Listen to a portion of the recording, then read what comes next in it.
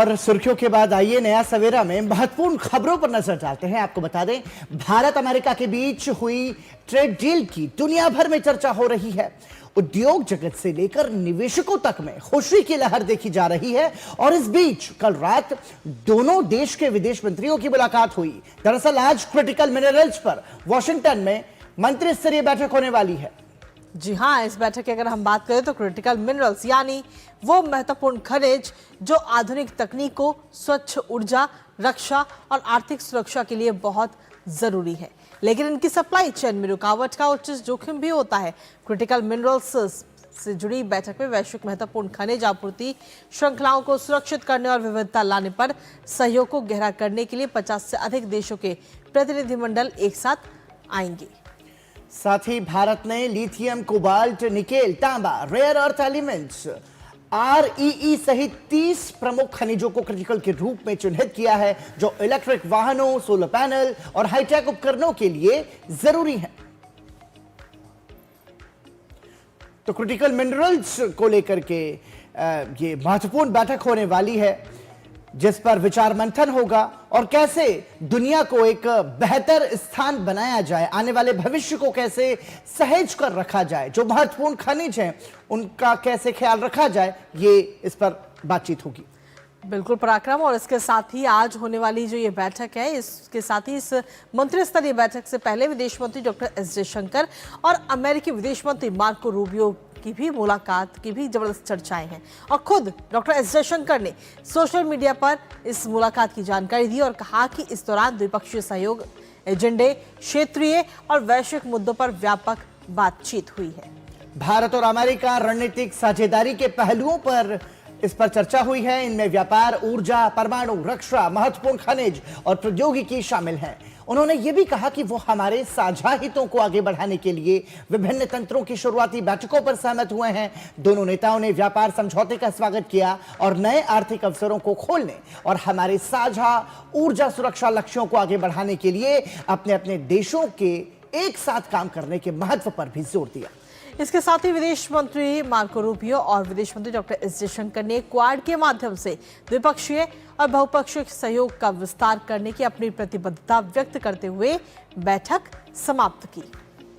तो critical minerals पर मंत्री स्तरीय बैठक आज होनी है और हम ये कह सकते हैं कि कई मायनों से ये महत्वपूर्ण भी है। डॉक्टर एस जयशंकर ने अमेरिकी ट्रेजरी सचिव स्कॉट बेसेंट से भी मुलाकात की, जिसमें दोनों पक्षों ने भारत अमेरिका आर्थिक साझेदारी को आगे बढ़ाने और रणनीतिक सहयोग को मजबूत करने के तरीकों पर चर्चा की। एक सोशल मीडिया पोस्ट में उन्होंने कहा कि बेसेंट के साथ भारत अमेरिका आर्थिक साझेदारी और रणनीतिक सहयोग को आगे बढ़ाने पर उपयोगी चर्चा हुई। और इसी पर ताजा अपडेट ले लेते हैं। हमारे साथ में हमारे सहयोगी अखिलेश सुमन इस वक्त जुड़ गए हैं, सीधा उनका रुख करेंगे। अखिलेश, आज की जो ये महत्वपूर्ण वार्ता है वो कई मायनों में खास है, क्योंकि कई अहम मुद्दों को लेकर इस बैठक में चर्चा होने की उम्मीद है। अखिलेश, देखिए, निश्चित तौर पे ये जो पूरा क्रिटिकल मिनरल्स का जो मामला है वो पूरी दुनिया के लिए काफी अहम है, न सिर्फ भारत और अमेरिका के लिए।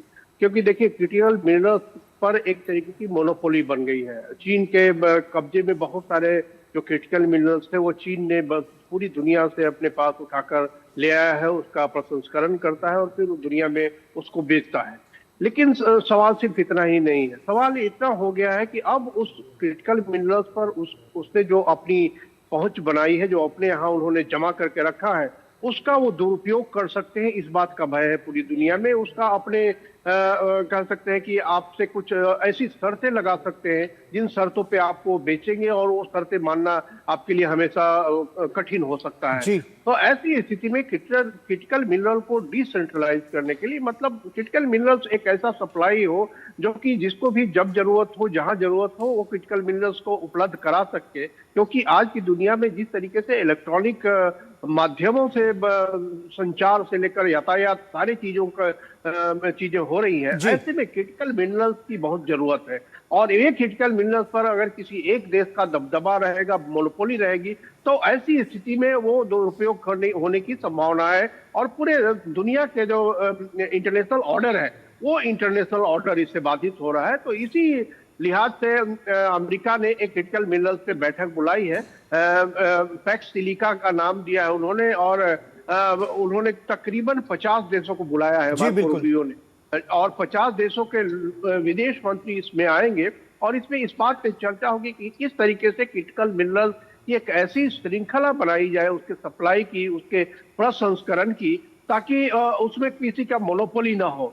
और इसमें जहां जहां भी क्रिटिकल मिनरल्स है, चाहे वो अफ्रीकन रीजन में हो, चाहे वो लैटिन अमेरिकन रीजन में हो, चाहे वो एशियन क्षेत्र में हो, जहां भी है क्रिटिकल मिनरल्स, वो उसको इस तरीके से संचालित किया जाए ताकि वो सबको उपलब्ध हो। तो निश्चित तौर पे आज की ये जो बैठक है ये काफी महत्वपूर्ण है, और खास करके इसलिए भी जब भारत के लिए भी जब कल प्रधानमंत्री नरेंद्र मोदी और अमेरिकी राष्ट्रपति डोनाल्ड ट्रंप ने घोषणा की एक ट्रेड एग्रीमेंट होने की, तो निश्चित तौर पे इस मामले में हमारी जो नजदीकी है अमेरिका और भारत के बीच में वो काफी महत्वपूर्ण हो गई है, और क्रिटिकल मिनरल्स का भी इसमें जुड़ बिल्कुल जाना। अखिलेश, अगला सवाल हमारा इसी से जुड़ा हुआ है।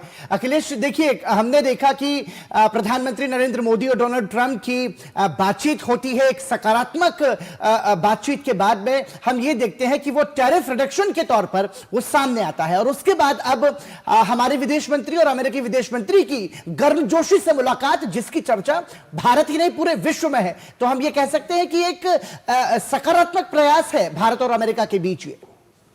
हाँ देखिए, निश्चित तौर पे एक जिसे कहते हैं कि बहुत ही संयत तरीके से भारत ने अपनी जो डिप्लोमेसी चलाई है, हमने देखा है कि पिछले 1 साल से जब से डोनाल्ड ट्रंप राष्ट्रपति बने उसके बाद से लगातार उनके कई आरोप आए भारत के खिलाफ भी, दुनिया के अन्य देशों के खिलाफ भी, कई बार प्रोवोकेटिव स्टेटमेंट भी आए, लेकिन भारत ने डिप्लोमेसी का यूज किया। भारत ने सोशल मीडिया का उस तरीके से दुरुपयोग नहीं किया जिस तरीके से अमेरिका के कुछ लोग कर रहे थे, मंत्री भी कर रहे थे, कुछ डोनाल्ड ट्रंप तो कर ही रहे थे। लेकिन अंत में मुझे लगता है कि उन्हें यह महसूस हुआ कि भारत जैसे देश को के साथ अगर सहयोग नहीं होगा तो अमेरिका जो है मेक अमेरिका ग्रेट अगेन भी पूरा नहीं हो पाएगा। तो इसलिए उन्हें लगा और इसी के बाद, इसी एहसास के बाद मार्को रूबियो ने पहला फोन कॉल किया जब एस जयशंकर को, एक्सटर्नल अफेयर्स मिनिस्टर को, पैक्स सिलिका में शामिल होने के लिए। उसके बाद से संकेत आने शुरू हो गए कि भारत और अमेरिका के बीच में जो अब संबंध है वो पटरी पर आने शुरू हो गए हैं, और अमेरिका को यह एहसास हो गया है कि भारत के साथ एक ट्रेड एग्रीमेंट करना बहुत जरूरी है, क्योंकि यूरोपियन यूनियन के साथ जो हमारा ट्रेड एग्रीमेंट हुआ वो काफी सफल रहा। पूरी दुनिया ने देखा कि किस तरीके से ऐसे समय में जब दुनिया के दो छोर पे, एक तो मध्य पूर्व में काफी संकट में है, कॉन्फ्लिक्ट चल रहा है, उधर रूस और यूक्रेन के बीच में कॉन्फ्लिक्ट चल रहा है, इस बीच में भारत और यूरोपीय यूनियन ने जो ट्रेड एग्रीमेंट साइन किया, यह एक मिसाल बन गया। और इसके बाद मुझे प्रेरणा मिली, लगता है डोनाल्ड ट्रंप को भी, कि वो ट्रेड एग्रीमेंट जो भारत लंबित है काफी दिनों से, 1 साल से तकरीबन लंबित है, उसको पूरा किया जाना चाहिए।